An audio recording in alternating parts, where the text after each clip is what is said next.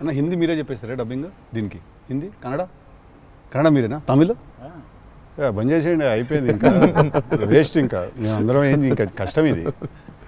కన్నడ మీరు బాంబే షిఫ్ట్ అయిపోవచ్చు కదా, మేము ఇక్కడ హీరోలుగా అప్పుడు మేము చచ్చిపోతాను నేను ఇక్కడనే. అన్ని భాషల్లో డబ్బింగ్ చెప్పడం ఏంటన్నా?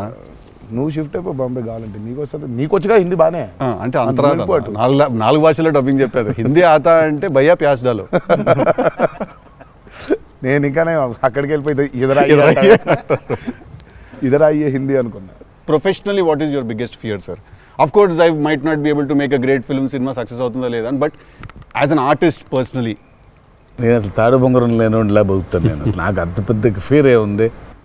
నేను ఎత్తుకున్న ఎమోషన్ రైట్ ట్రాక్లో వెళ్తుందా లేదా, పైగా ఒక్కరితో అయ్యే పని కాదు. 100 మంది ఉంటే కానీ సినిమా అవుద్ది. వీళ్ళందరినీ రైట్ ట్రాక్లో పెట్టి కరెక్ట్ అవుట్పుట్ తీయగలమా లేదా అన్నంత మించి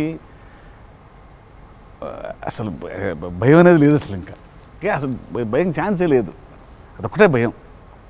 సో భయం ఎంత అవసరం అని సినిమా తీస్తూ సార్ భయం భయపడే ఛాన్సే లేదని చెప్తున్నారు సార్. అట్లుంటుంది కొరటాల శివ గారితో. I'm accountable. కరెక్ట్. నాకు ఇచ్చిన జాబ్కి అసలు ఆ ఒక్క భయం ఉంటే ప్రపంచంలో ఇంకెవరికి భయం అవసరంలా. ఆ ఒక్క భయం అడుగుతుంది. కరెక్ట్. ఇంకెందుకు భయం? So accountability. అదే కదా భయం అంటే. ట్రూ. నీకు పని ఇచ్చారు, నువ్వు ఆ పని చేసావు భయంతో, అమ్మో ఇది అవ్వకపోతే ఏంటనే ఒక భయం ఉంది. ప్రపంచం అంతా ప్రశాంతంగా ఉంటుంది ఎవరి పని అటు చేస్తే. పక్కనోటి పనుల్లో చేయి దూర్చి ఆయన ఇబ్బంది పెట్టి ఇది పెట్టి మనం చేయక ఇంతకు మించింది ఏముంది? ఎవరి పని అటు చేస్తే అసలు భయం ఉన్నట్టే మనకు ప్రపంచంలో అంతా. ప్రపంచం అంతా అంతేగా. నీ భయం ఏంటి? నా భయం అన్న ఇంటర్వ్యూ అనుకున్నంత గ్రేట్గా రాదేమో అని.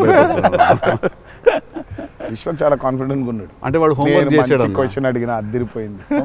వాడు హోంవర్క్ చేసి వచ్చాడు. వాడు క్వశ్చన్స్ రాసుకుని. నేను రాసిన 2-3 ఓకే రైట్ అనుకున్నా.